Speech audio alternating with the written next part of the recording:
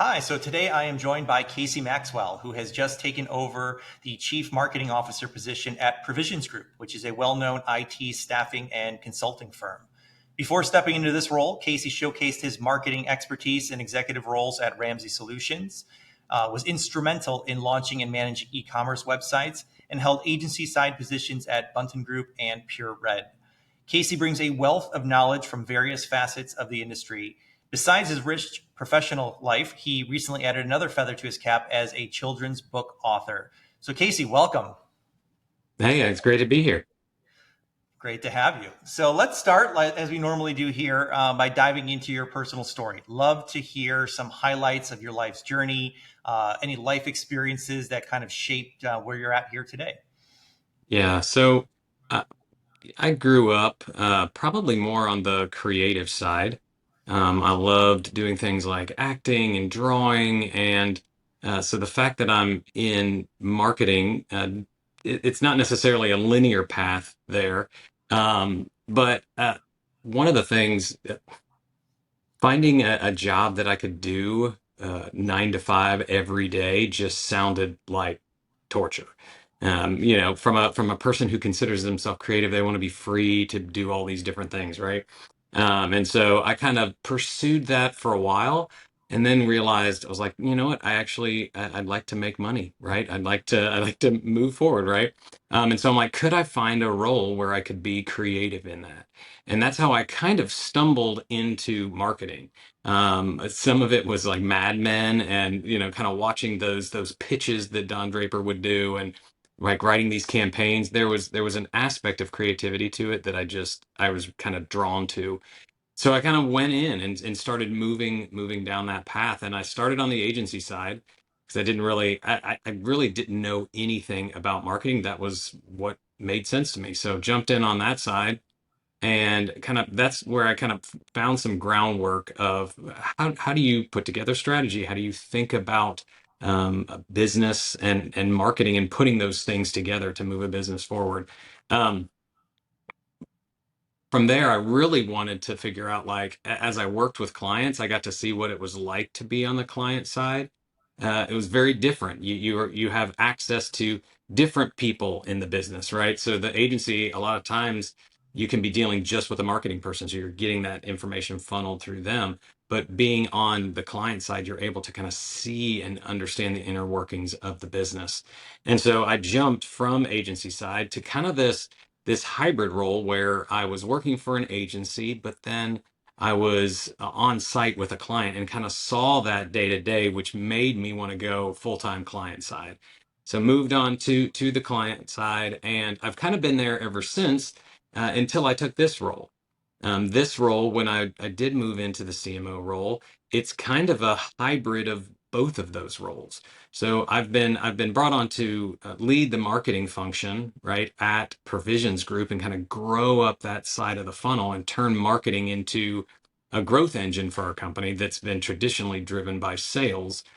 But also, I'm spinning up a consulting side of the business that a lot of our customers just need, right? A lot of our customers, we work with a lot of companies that don't necessarily have a CMO level in their business. They maybe have, one or two people doing some marketing activities, but they don't have somebody doing that strategy. And so I'm able to come on and kind of give some of that strategy, help them figure out what they need to do. Like, what is the go-to-market strategy? How do we figure out the team? Like, do we hire a bunch of people, or do we use an agency, or do we do that? Like, I'm able to give that sort of guidance, and then pair it with the technology aspect, and we can talk a little bit about that today. But so much of technology today is driven by the needs of marketing. So it's kind of a non-linear path for how I got there. And you mentioned the book, and you mentioned some of these other things. I still have this creative side of me that I really enjoy, and some of it's in my vocation and some of it's in my free time. Wow, such a great story. Thanks for sharing all that. Lot to unpack there, from everything from drawing and art, down to working agency side, the client side, to now your current role. I want to go back a little bit. You said that you kind of just got into marketing in the agency. So tell us about school. Like, what did you go to school for? Like, coming out of school, like, where did you see yourself going at that moment, and how did you end up pivoting from there? Yeah. So, like I said, I did a lot of drama and art when I was younger and kind of went to college to figure out something other than that to do with my life. I got about 2 years in, and everything that, like every class that I took was boring. Everything, I wasn't excited about business. I had even took a marketing class and I was kind of like, that's kind of boring. And so about 2 years in, I go, okay, this is really expensive. I need to figure out what I can do to get out of here in 4 years with a degree. And so I looked at what credits I had and paired it with all the majors and found that I could get a communication degree with a English minor and be able to get out in 4 years. And so that's the path that I went, just because one, I didn't want to, I had that little bit of sunk cost theory. I've already put 2 years in. I need to take advantage of it. And so when I graduated, I really, uh, it's not that I was directionless. I just, no vocation sounded exciting. And I didn't do any internships. I didn't do any of the traditional things where people are very like, oh, I know I'm going to go into this path. And so when I graduated, I'm like, I guess I'm going to go to LA and try to be an actor. So I saved some money and moved out to LA and got out there and kind of did the acting scene for a while. I got headshots. I was in some independent things, and it, I just didn't like the business. Like, I liked acting, but the business of acting was actually really terrible.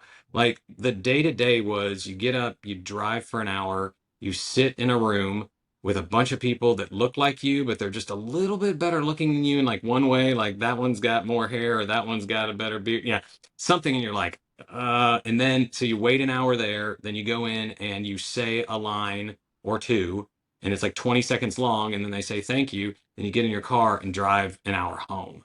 And it's that day after day after day after day. And if you really love it, if you love the business, and I met a lot of people out there that did, you were fine with that. And you had to be willing to say, if I do this for the rest of my life, I'll die happy. And I couldn't say that. I was like, no, this is terrible. I don't want to do this. And I could go home and I could do acting at local theaters and I can do some of that stuff, but maybe I can find a job that I'm able to kind of use some of those talents that I built. And that's kind of how I stumbled into marketing. Yeah. Wow. So it's an interesting path there, definitely.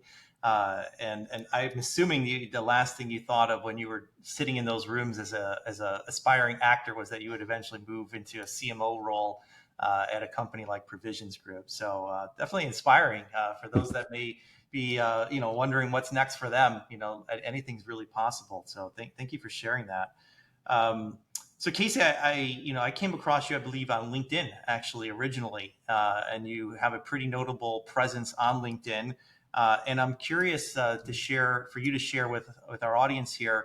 Tell us about LinkedIn, what role it's played in your career here, and any guidance that you may have for other marketing leaders based on your experience with it. Yeah. LinkedIn LinkedIn was an unexpected gem that I found during the pandemic.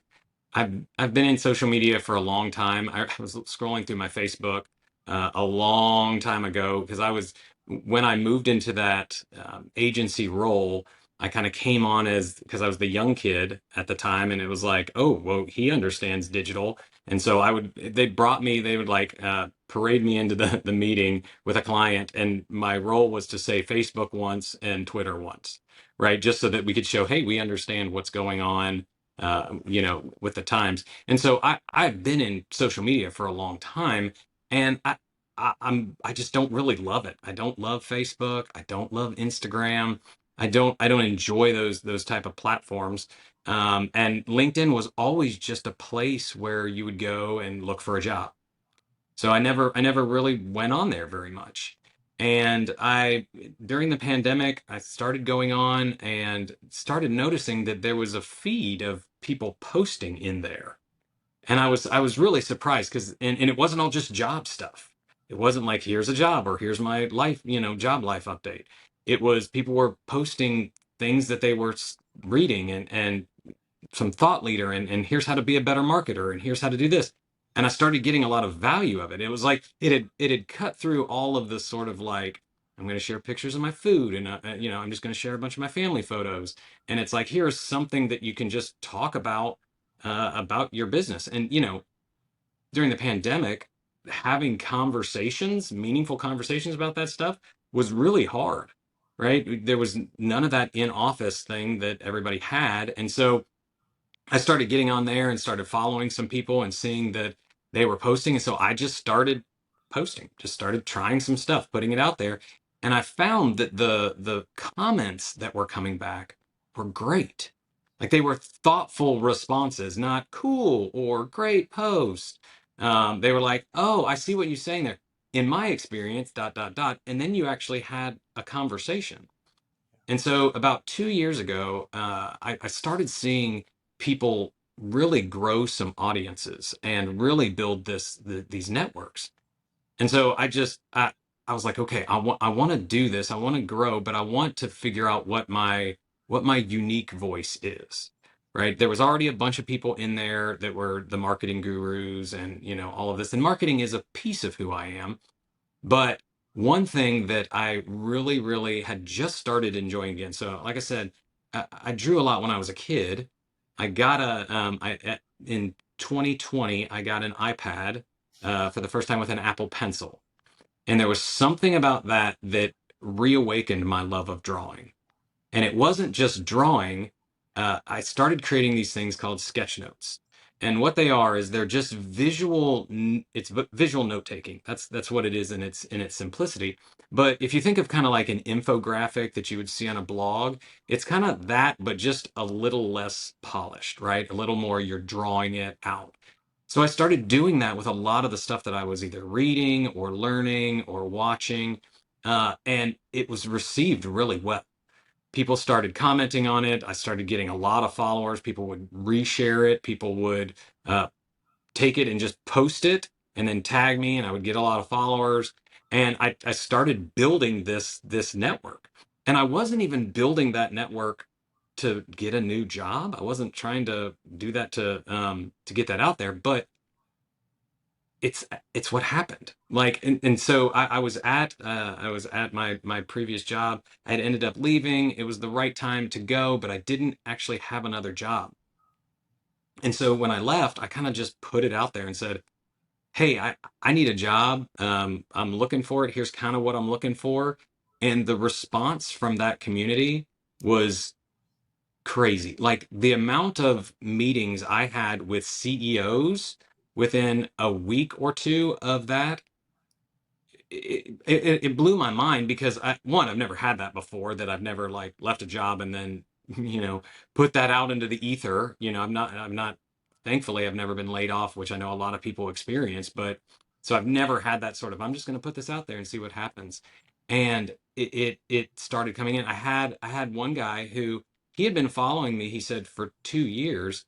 And he was offering me a job. And what he said is, he goes, I'm offering you this job, and I think that you're a good fit. And one of the main reasons is, he's like, I've been following you and I've seen your posts and I know how you think.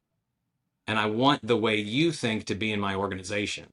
And so he didn't know me. I had never talked to him before that point, but he had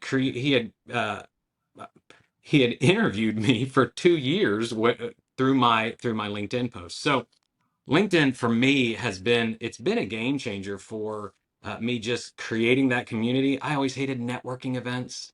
I don't like going and sitting around and like this small talk that happens. It's kind of like, I don't think I'm an introvert, but it's kind of like an introvert's networking dream, is to get on LinkedIn and just start sharing, because LinkedIn's not just about you as a person, or you as an employee anymore. It's you as a person. So I share stuff about me writing this book. I share stuff that's happening at my work. I share all of these different things, these different pieces of me, and people connect with them, and it's really great. So I encourage anybody to get on there and start posting and start sharing and connecting, because you honestly don't know when you're gonna need that someday in the future. Yeah, no, Amazing story. A silver lining, I guess, out of the pandemic that you were put in that situation, and I kind of echo the same sentiment. I definitely have become more active on LinkedIn over the last couple of years, really since forming this latest company that I have, and it's just been amazing that there's people that I've never heard from them before. I just got an email or a message today on it. The guy just is starting his own business and wants to talk to us about our services. I've never spoke to the person, but very similar type of response. He kind of understands how I think, and so it's really powerful. I couldn't agree more. It's definitely a channel and a tool everybody should be looking into. So thank you for that. And you mentioned your children's book, and I know looking at your post, you've definitely used LinkedIn to share your journey in writing that story, writing that book, and getting it launched and published. I'd love to hear more about like what inspired you to actually sit down and write it. I know you like to draw, but what about writing a book? And tell us about the book and that overall experience. Yeah, I'd love to. I think if you polled everyone in America and said, "Would you like to write a book one day?" I think everybody, it might not be number one on their list, but I think everybody wants to write a book. They're always like, "Yeah, I'd love to be able to do that," right? And so I'd always had that in the back. One day I'll write a book. But I never thought one day I'm going to write a children's book. That was not a goal of mine. But one night, the whole idea for the book came one night when I was putting my son to bed. We had a standard routine. I'd read him a story, we'd pray, he'd turn off the light, talk for a minute, and then I would leave. But he had a bunch of tactics to keep me in the room because he didn't want to go to sleep, right? And so one of them was, "Dad, can you tell me a story?" And I like telling stories, and so he knew when he asked that 9 times out of 10 I would say yes. And so he asked me one night, and what I would do with these stories is I was always trying to tell it as the main character being a boy his age. I knew when I did that, he would think about it more, right? Because he could picture himself in that role. But most of the stories that I told were honestly terrible. They had no plot. The character development was all over the place, and then I never knew how to land the plane. So it was always like, and then it exploded, and then it was all a dream. Just as something that I could end it and get out. Um, but I don't know. I don't know where the original idea came from, but the inspiration. We're laying down, and I said, "Once upon a time, there was a boy who woke up one morning and realized he grew horns overnight. But the strangest thing is that he's the only one that can see them."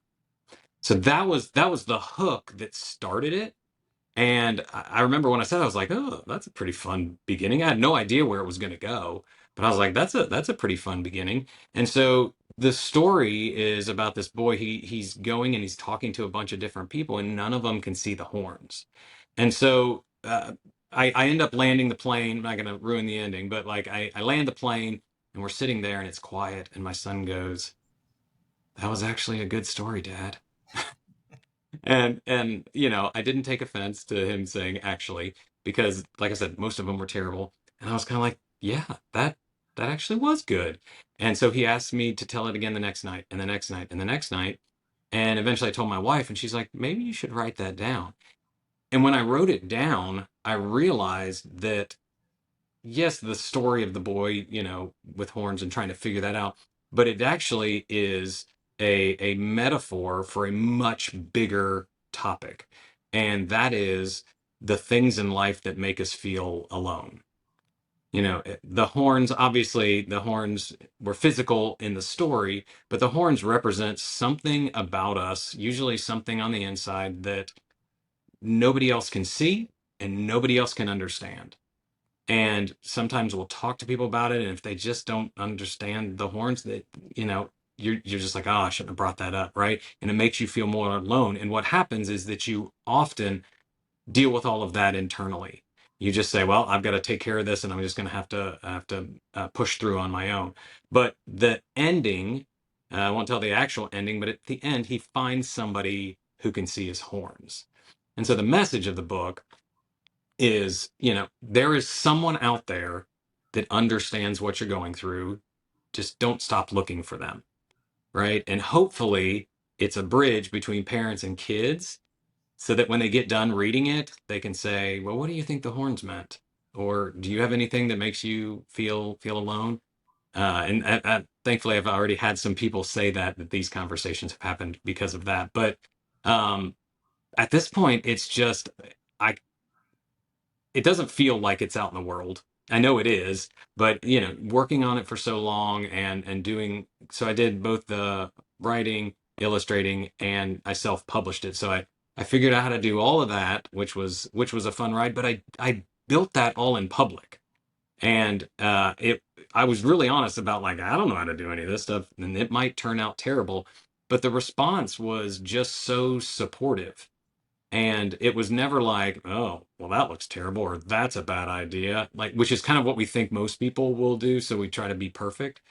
But I was just like, I'm just figuring this out. I think this is a great thing. I'm not looking to be famous or any of that. And I've been really impressed with how, great people have been about it. Yeah. Wow. So yeah, I would agree. I think a lot of people do aspire to write a book, and congratulations on taking that step and doing it, with your son there. Really inspiring as well. And back to the social media, then, how that played a part in the launch. I think I saw a post actually that was posting in public that you were going to write this book was something that held you accountable for it. So yeah, that's a really, really great story. And, we'll definitely put in the show notes here, a link to the book. So anybody that's interested in checking it out. So Kacy, let's shift gears here a little bit. I want to learn a little bit more about this role that you're in now. Learn a little bit more about Provisions Group. You talked a little bit about that earlier, but take it all a layer deeper. And what are some of the objectives that you have coming into the role? Yeah. So, like I said earlier, Provisions Group was a company that was formed by sales, right? It's always been sales driven. Marketing, we didn't even have a anyone in the role, the official role, until about 2 years ago. And so most of the functions, most of the rhythms that happen, the way that leads come in, the way that they are nurtured, all of that is through our sales, basically our sales team.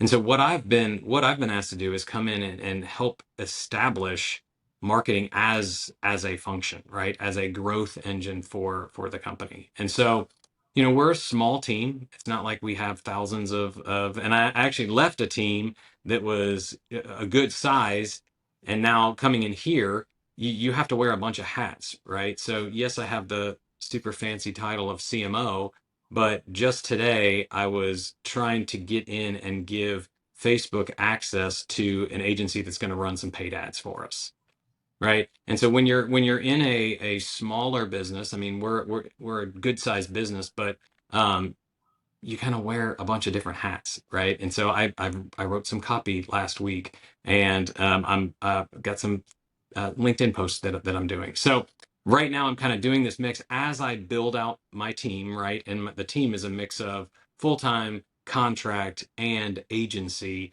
and figuring out what is the right mix of each of those. Um, but some of my objectives is really just to start getting uh, the brand awareness, especially locally, for Provisions Group out there. We're one of the top IT consulting groups in the Nashville area, and still not enough people know about us. And so, one of the things that I am working on is, where do we need to be so that people know and hear about Provisions Group, right? And one of those places is LinkedIn, which sounds, I mean, there are a lot of other things that we're going to be doing from a local perspective to get our name out there. But one of the things that I just launched with the team, the entire team, not just the marketing team, the entire team in the organization, is how we are approaching LinkedIn as a company. A lot of people often use it as a they call it pitch slapping, PITCH, right? Where you connect with someone on LinkedIn, and immediately when they accept the request, you say, "Hey, I'd love to tell you about my services," right? Nobody likes that. Nobody responds to that. But that's how often, that's actually what caused me to stop accepting any requests from somebody who had BDR, sales, SDR, any of that kind of stuff in their title, because I knew it was going to be an immediate pitch. They weren't looking to connect with me and network with me. But we are a highly relational company. This whole, like, we've been around for 20 plus years. And the reason that growth has happened is because we care about people, right? And everybody can say that, but the proof is in the numbers. One, the retention rate of the people that work at our company, and two, the retention rate of the customers that stay with us. Like we have a staffing engine where people come through and they get placed, and then they bring us in to do the consulting. And then they go to another company and we stay at that company, and then they take us to the next company. Just because we have this relational connection with them. And our founder, Mark Freeman, one of the reasons I absolutely love working with him is because he has such a heart. Yes, he wants to help people with IT. Yes, he wants to help all of that, but his mantra, what he says all the time, is he wants to help people win at work. And so you see that heart of like, what can we do to impact this city in a positive way, right? And so we want to be more relational in everything that we do. And the problem is marketing so often goes the opposite direction, right? It's this generic, annoying, just beat you over the head, and eventually you'll respond if I send you 700 emails. Maybe that response is unsubscribe, but at least you acknowledge my presence, right? And so we're looking for ways to do marketing in an intentional way that builds that builds that relationship, right? And LinkedIn is one of those ways that we're going to do that. So the sales team, we've got leadership, we've got just everybody is going to start, like, key people are really going to start posting more, right? Sharing, kind of thought leading. This is stuff that we're doing, talking about with our clients, right? As our clients are posting, they're interacting with their posts, they're liking it, they're giving comments, they're sharing. As we publish content, they're sharing that content with them. They are just creating this one relational thing, right? So they're liking it, and again, we all have egos, right? And some people lean into them really heavily, and some people, think they're bad, but we all have egos. That's just part of who we are. And so when somebody is posting, when somebody else likes that or comments on it, it helps the ego, right? And it just shows, hey, you've kind of just validated what I just said, what I just posted, right? And you don't have to get into the ethos of like, is it pride, or is it, all this kind of stuff. It's a relational deposit. And so when someone's putting stuff out there like, hey, here's a thing that our company's we want to go have our sales guys comment on it. And what happens is they start seeing that person and creating that relational connection. Do they immediately then jump in the DMs and say, hey, I just commented on your post, would you like to talk about Salesforce? No, of course not, right? But then all of a sudden we become part of the conversation, right? The considerations that whenever they need help with something. And so we are looking at all the different areas of our business and saying, how can we make each of these a relational touch point with someone so that they'll continue? And then when we do ask, and we are going to ask, like marketing has to ask, but it shouldn't only be asked. So we want to make sure that we're giving enough relational deposits so that when we ask, more people are going to be like, oh yeah, I'd love to talk to someone. Sure, sure. No, that's it's funny. I was smiling during part of that there because that's exactly what we're talking to a lot of our clients about. We've kind of tried to coin the term relationship making. How do we proactively try to get our team to make relationships? And the relationship doesn't start just when sales meets with a prospect. It starts before they even meet with them. And digitally is how that's done. And LinkedIn is such a tremendous channel to do that, and just showing up in their feed and starting to earn trust and likability. So I think what you're doing is great. Tell me a little bit about whether it's that particular initiative or another initiative that you're working on. But what are some of the challenges that you're experiencing now that you're a couple months here in the role, and how are you trying to overcome those? Yeah. So it's I would say the biggest challenges is the same challenges of our customers that come to us, right? Is I've got too much to do and not enough resources to do them. That's why people come work with us. They got small IT teams, and they've got a backlog of projects that they can never get to, right? And so they say, well, I want to hire this one person. We're like, well, if you took that and went over here, you could get access to all this and do all of these projects, right? And so that is one of the biggest things that I'm struggling with. One, team. I've got to build the team, right? But I want to start. having some quick wins. So a lot of times when marketers come in, they start talking about the long-term building. Like, oh, we got to do all of this stuff and don't expect to see anything in the short term. Everything is a long-term play.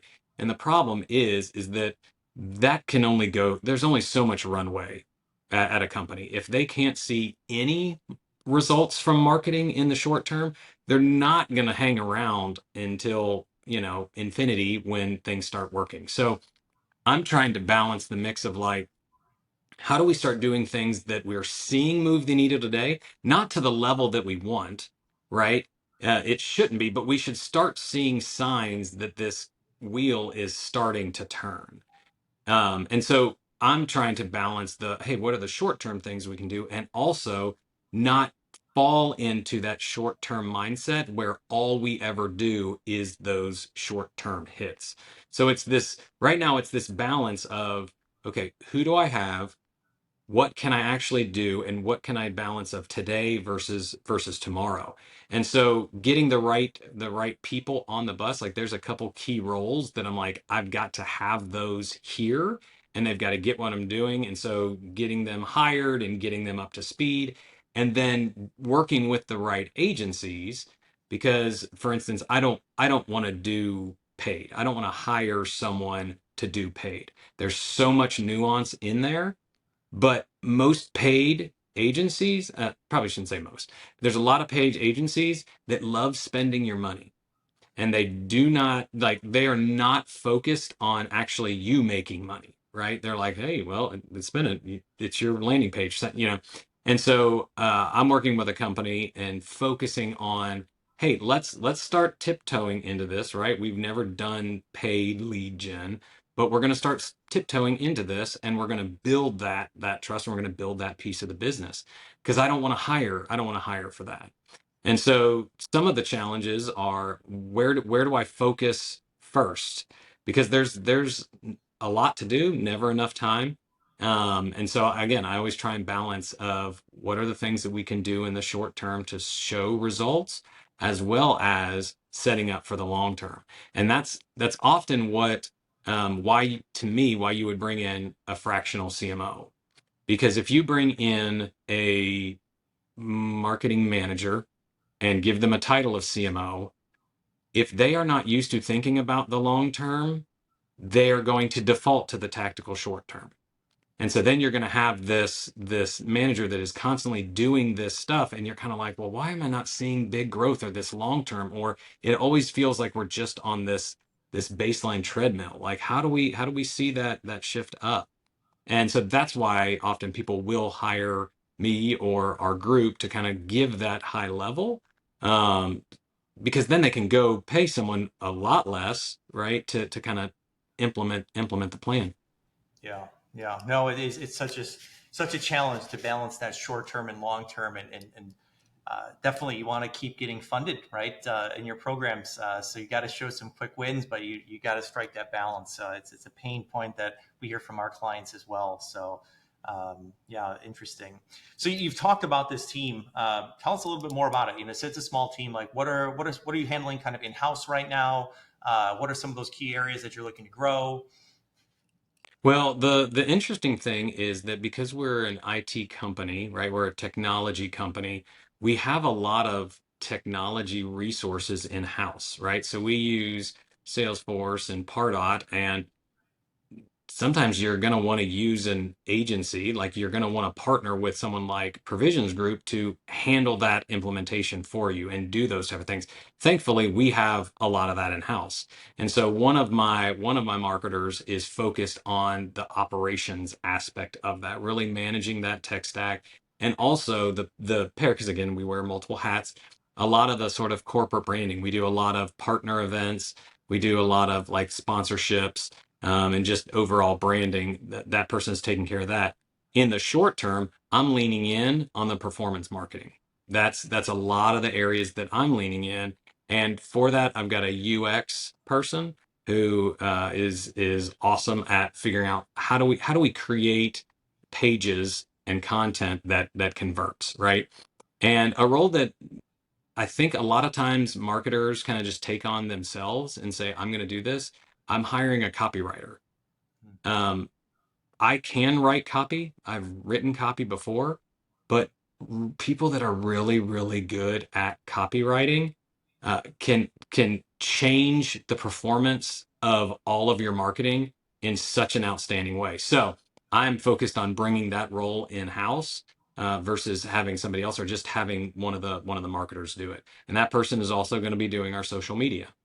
So there's this mix of once you get the voice, that the person's going to be commenting as provisions group on people's blogs and posts and everything on LinkedIn. So they're really going to know the voice and be able to speak on our behalf.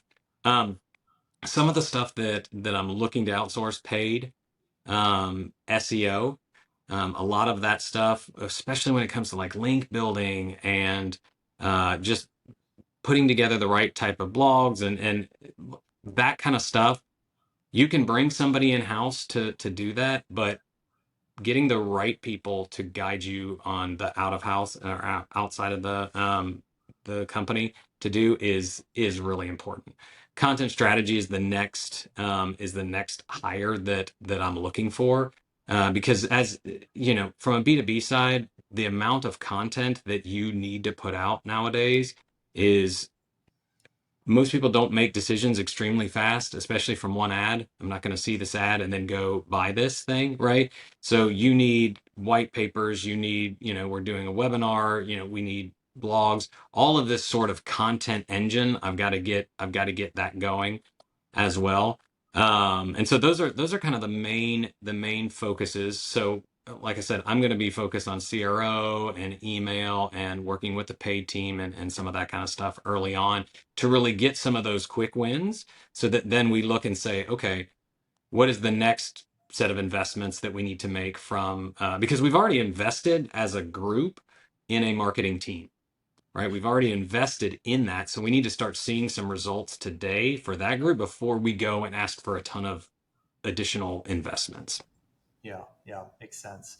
So when you're looking at these agencies, you mentioned, potentially paid and SEO. Like, what are some attributes? And you've been on the agency side as well. So I'm curious now that you're on both sides. Like, what do you think makes for a good agency partner, and what do you look for out of an agency? Yeah. I would say probably the best thing for an agency is trust. Um,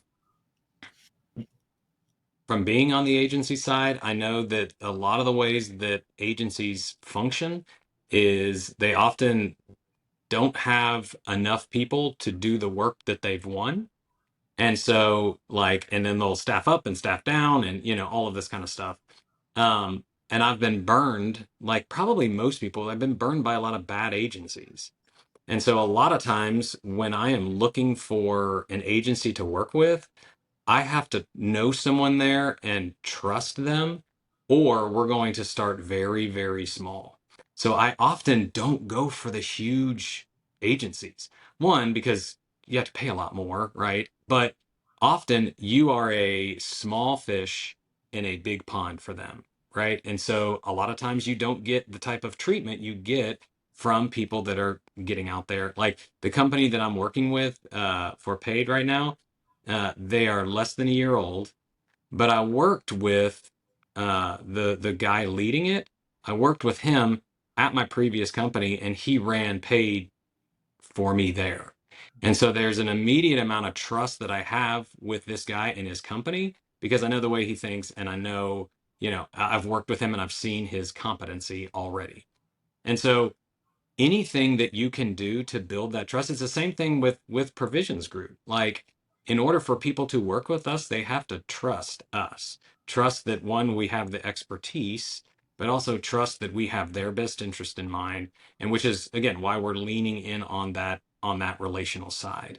And I will default, and I've always kind of defaulted to going with someone that I know and that I trust, and I've done enough consumer research to know that's how most people find other people.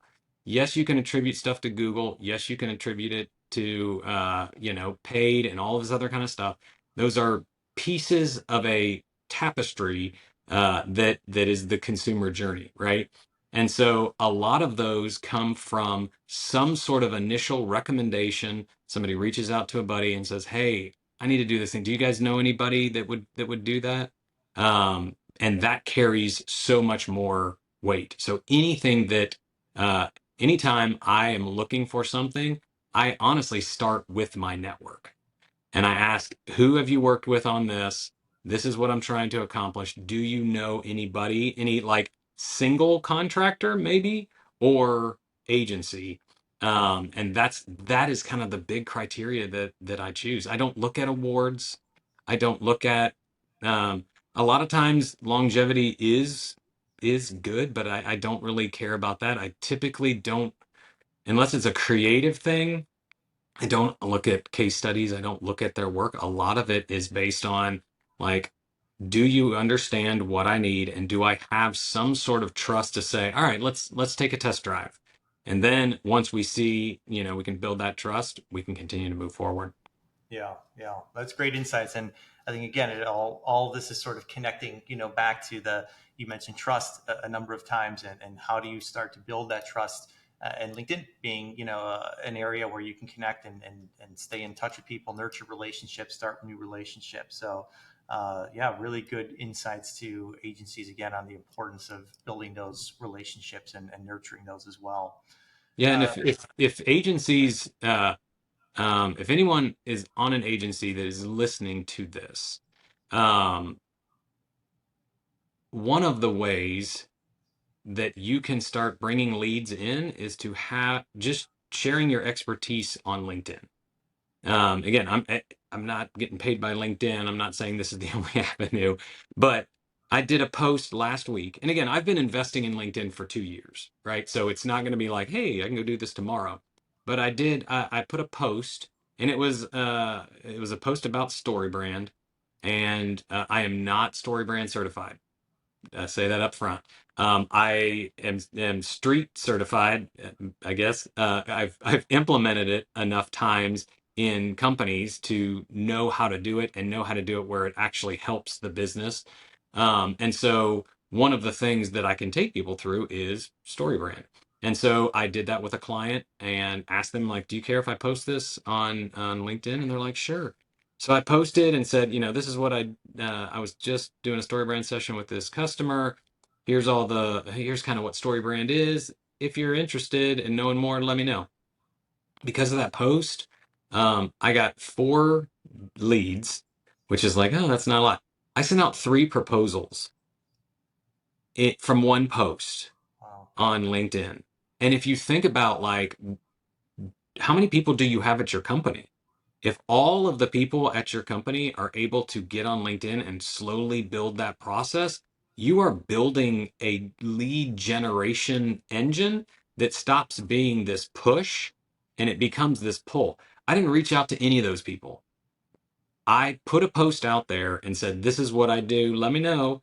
It wasn't a hard sell. It was just a line at the end of a post that was about this long. And I got 4 people that reached out and said, "Hey, I'd love to know more." Are they all going to close? Maybe, probably not. But um, if one of them closes, that's going to be a very good ROI on that one post. So again, just encouragement to get out there. And again, they trust me because they've been following me for a while, right? To the point where they're like, "Hey, I want you to do work for me because I see what you're posting and I can see the way you think." So if you're in an agency using LinkedIn to get out there and do that, that is a game changer for you.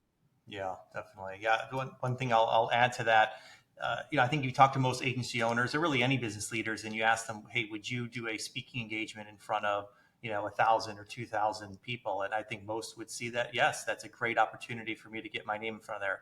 Every post that you do on LinkedIn is essentially you being having a speaking engagement. The thing here is you don't have to leave your couch. You can do it right there, then and there. So it's just thinking about it from a little bit of a different perspective. So thanks for that. So I have one more question here before we wrap things up. But the world is changing, so fast.